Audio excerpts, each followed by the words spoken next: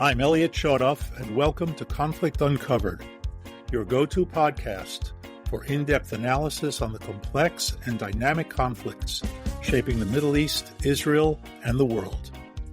Join us as we delve into the latest developments, historical contexts, and the geopolitical forces at play. We bring you the insights you need to understand the issues that matter most. Stay informed, stay engaged, and uncover the truths behind the headlines. Welcome to Conflict Uncovered. I'm Eliot Chodoff. With me is my good friend, colleague, Zev Uslan. How are we doing today, Zev? I'm good, Eliot. I am progressing in my personal therapy.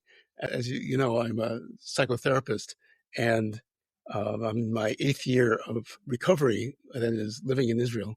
And I'm getting over my psychological diagnosis of Israel adjustment disorder, which is not known by many people, and I invented it, but it has to do with a great different culture between the United States and here. Thank you. Well, I wish you a speedy recovery. We're in the first day so far of an imposed ceasefire.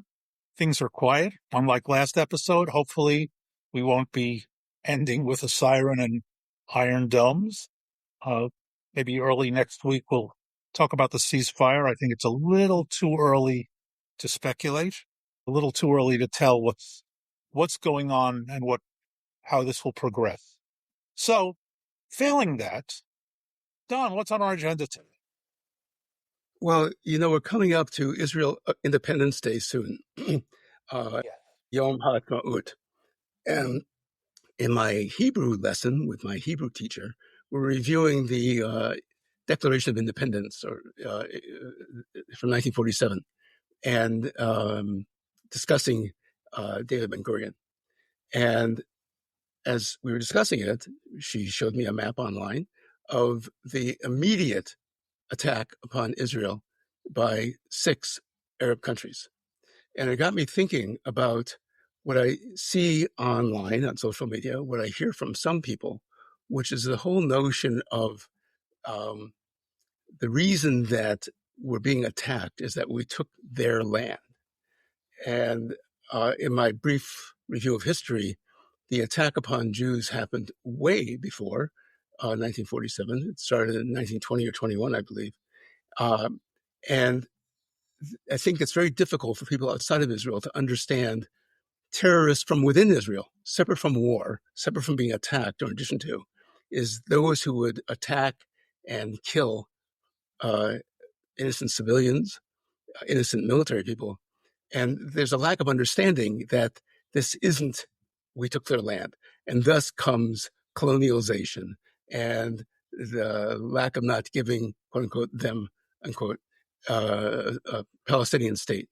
And I wonder if we could talk about that whole phenomena and the lack of understanding or misunderstanding or not understanding by people outside of Israel about the whole land issue. And I appreciate your thoughts.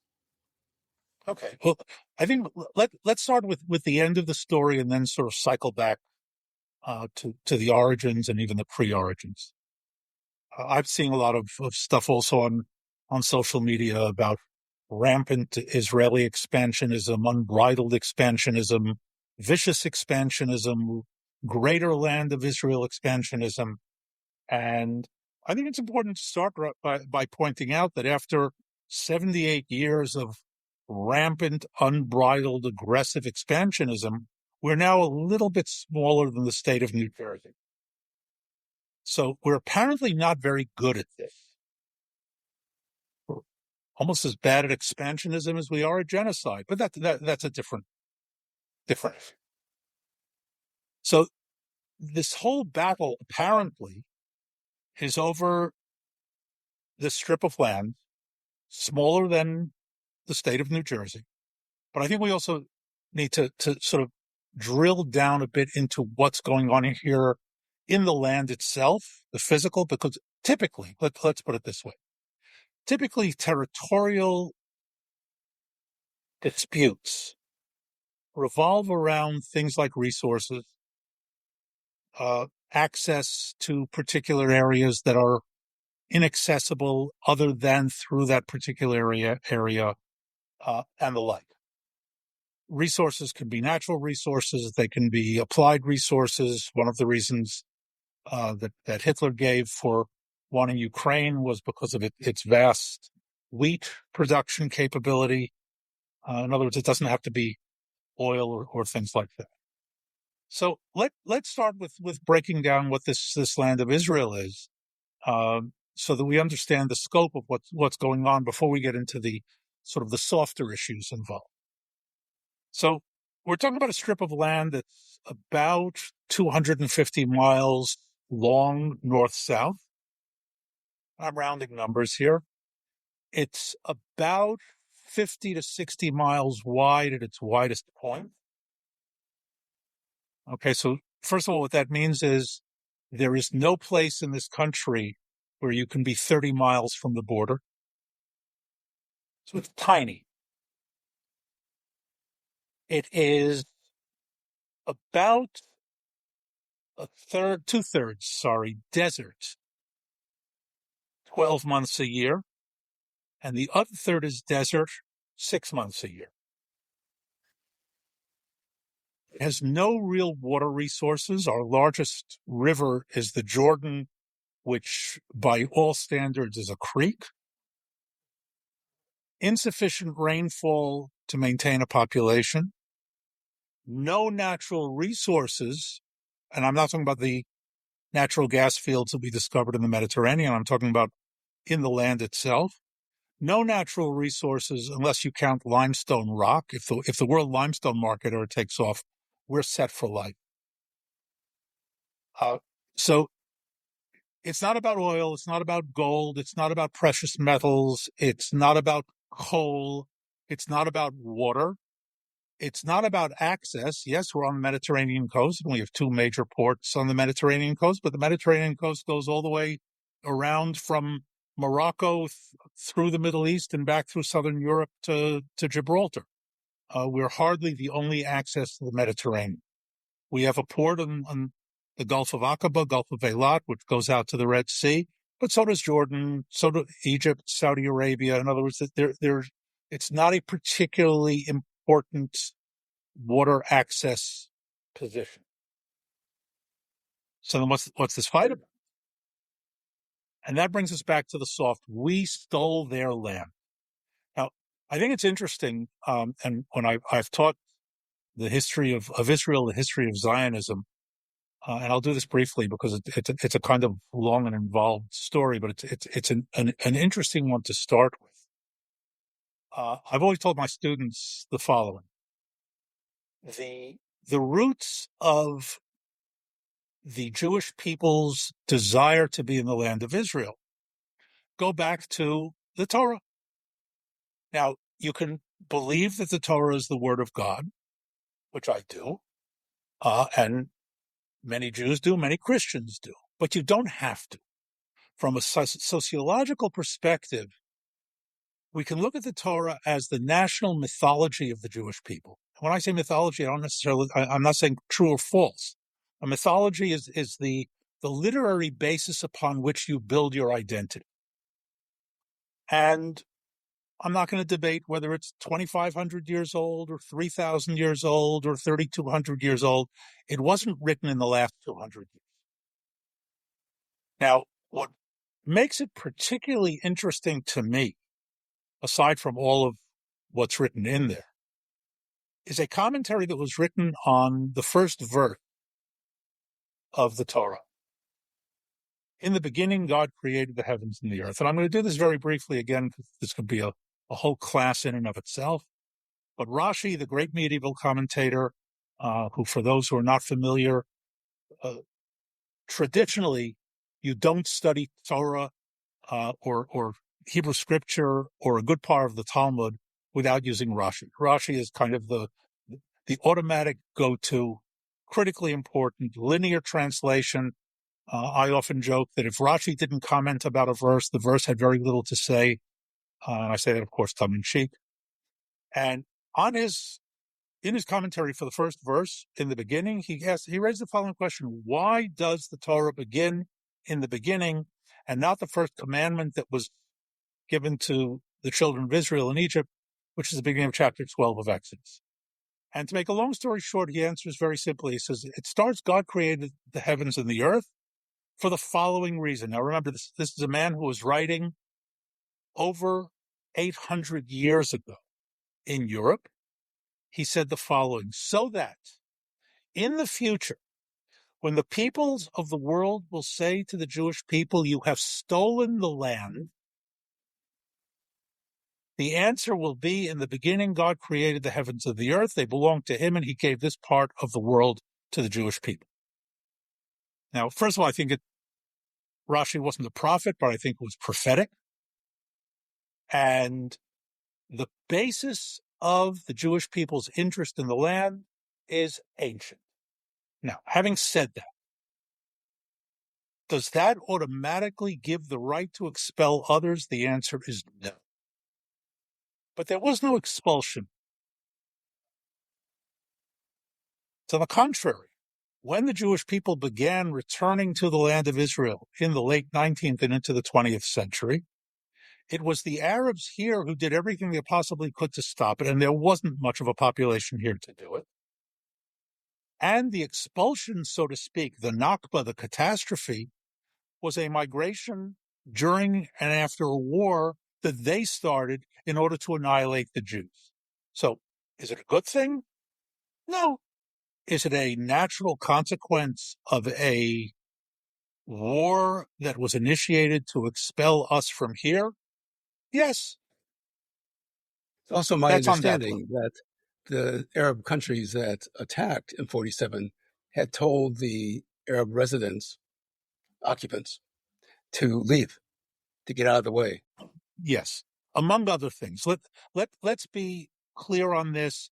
All answers to that are correct. In other words, there was expulsion on the part of the Israeli military.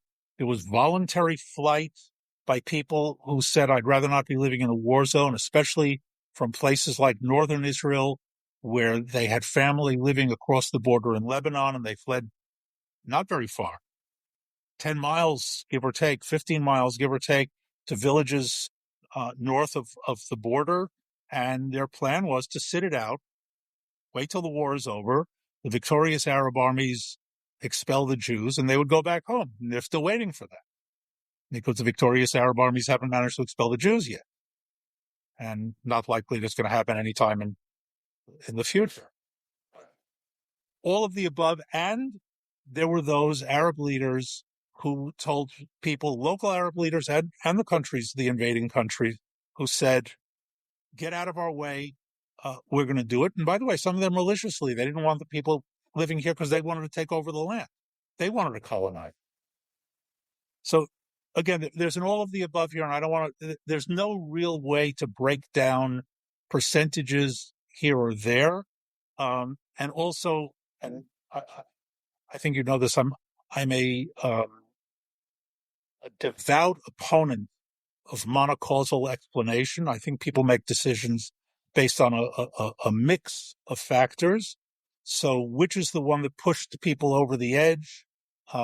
Again, I think it's more complex than that. But yes, people left, and for a variety of reasons that they thought at the time were probably a good idea, and things didn't work out the way they wanted. But I want to come back to the settler colonialism, imperialism, because that claim dates back to the 60s. It was initially promulgated by the KGB and part of their grand opposition to Israel as a Western-oriented bastion in the Middle East. And the idea that there was an indigenous population here, and the Jews are European colonial.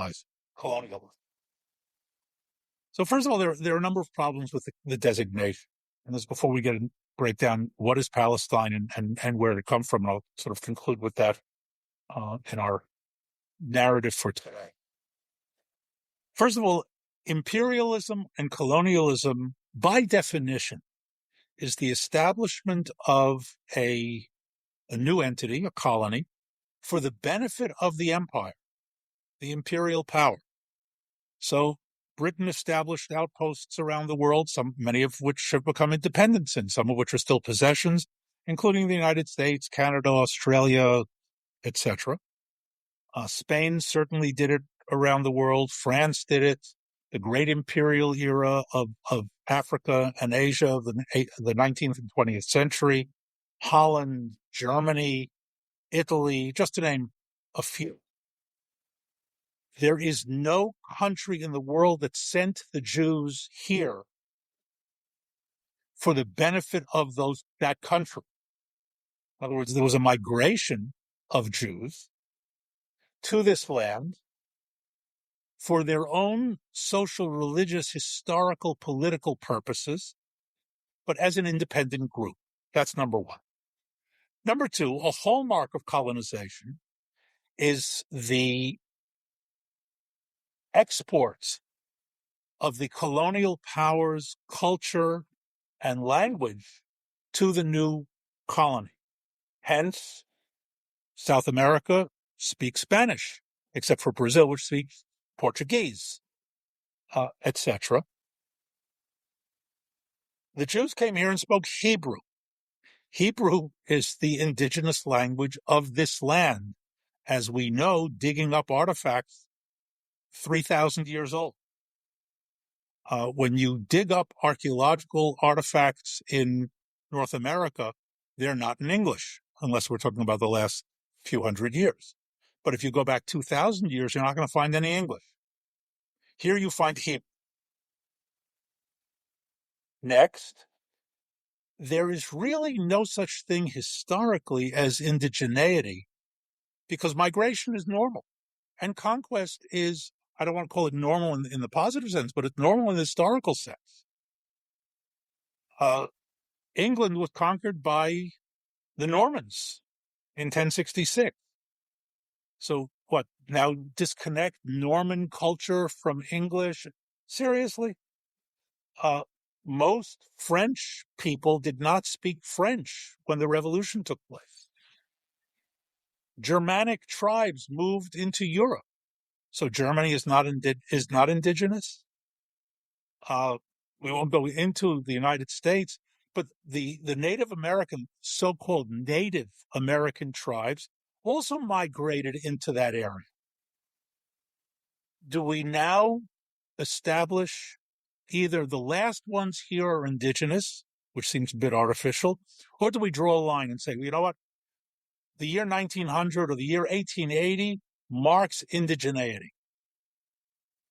Anything after that is migration. Anything before that is no. And of course, that's a lot of nonsense, especially when we look at the census figures of the Turks of the 19th century, in which the Jews pre-Zionist era, pre-1881, were already a plurality, and in some cases a majority, in places like Jerusalem. Not because there were so many Jews in Jerusalem, but because there were so few of anybody else. And the great migration into this land by non-Jews actually took place in the 1920s and 1930s as the Zionists and the Brits, each for their own reasons, collaborated in creating an economy and the structure of a Western liberal governing system, which drew an enormous migration of population into what the British at that point called Palestine. I want to emphasize that, and the little bit of time we have left, I want to trace the Palestine thing, because here again, the Zionists showed up and destroyed Palestine. And Palestine was this ancient land that flourished. It was independent, Arab, and the Zionists came up and destroyed it all. So let's start with the fact that the name Palestine originates with the Romans.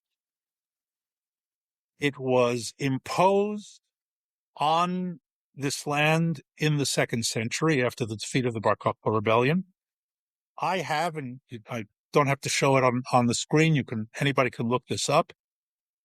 In the immediate aftermath of the destruction of Jerusalem in the year 70, the Romans, for the next 2.5 decades, minted a series of coins that are collectively known as Judea Capta.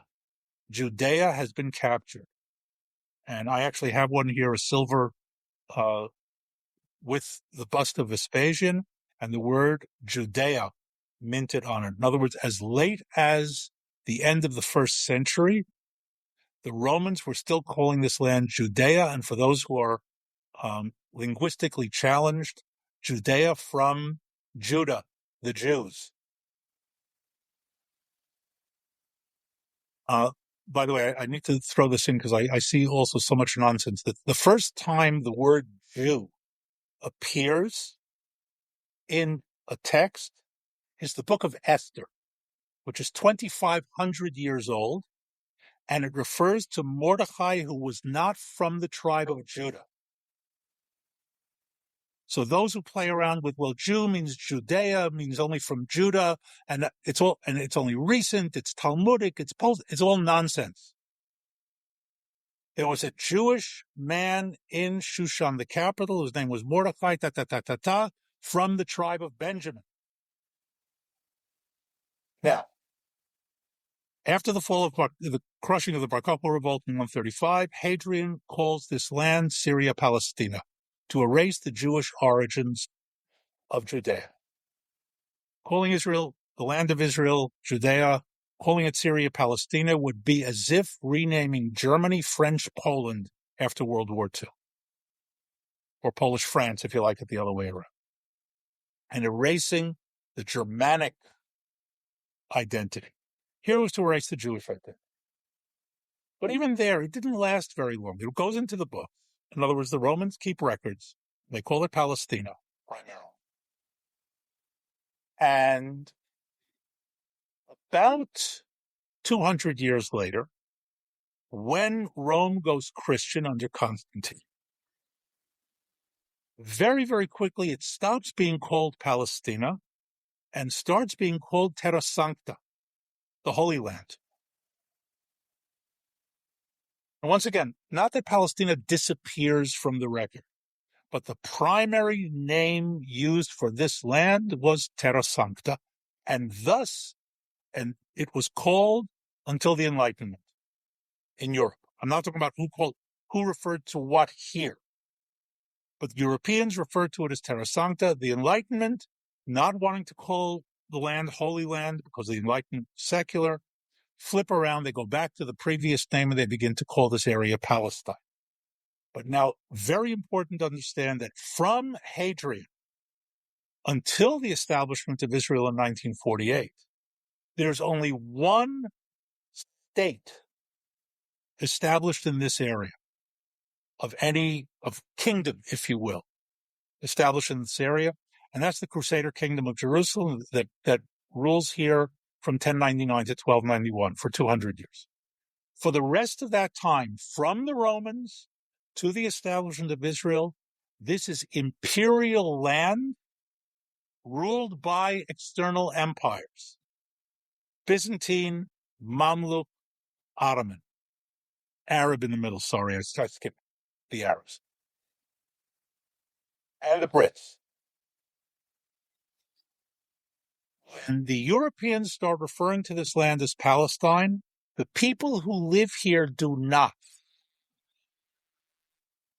The people who live here, first of all, the Ottomans never refer to this land as Palestine. They always refer to it as the district of Damascus, the sub-district of Jerusalem, the district of Beirut, because it's imperial. And the reference to Palestine in Europe is never to a state, it's to an area. The first time a line is drawn around it named Palestine is when the British and French work out their mandates after World War I, the Sykes-Picot Agreement and its follow-ups, and the British mandate of Palestine, which was given, by the way, incidentally, on the basis of the Balfour Declaration to establish a Jewish national home in Palestine, and it said so in the mandate, includes what is today Jordan, and an actual line is drawn to mark the British mandate adjacent to the French mandate of Syria. It is never and never was a state with borders.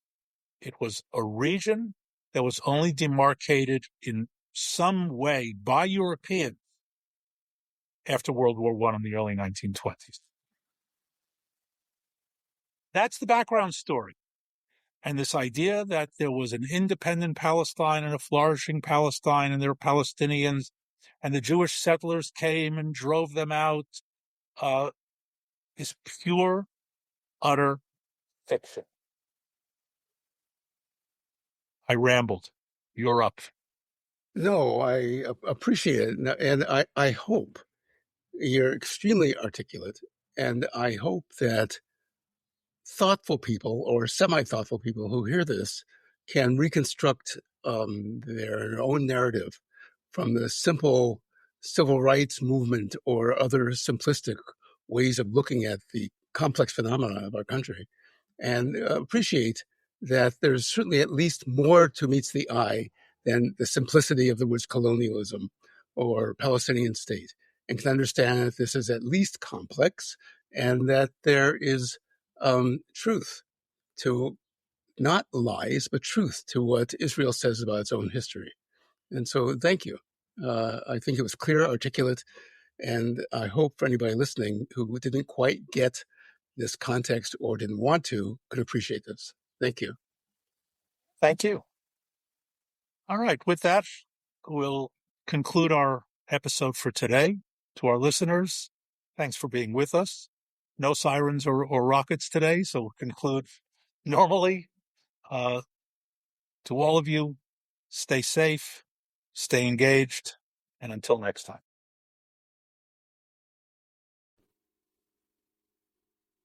Thank you for listening to Conflict Uncovered. As always, it's been another rough day in the Middle East. We hope you found this episode insightful and engaging. If you enjoyed this episode, please subscribe, share and recommend with your friends, and review our podcast on your favorite platform. For more in-depth analysis and exclusive content, join our community and follow us on social media. Stay tuned for our next episode as we continue to explore the critical issues shaping the Middle East and the world. Until next time, stay informed and stay safe.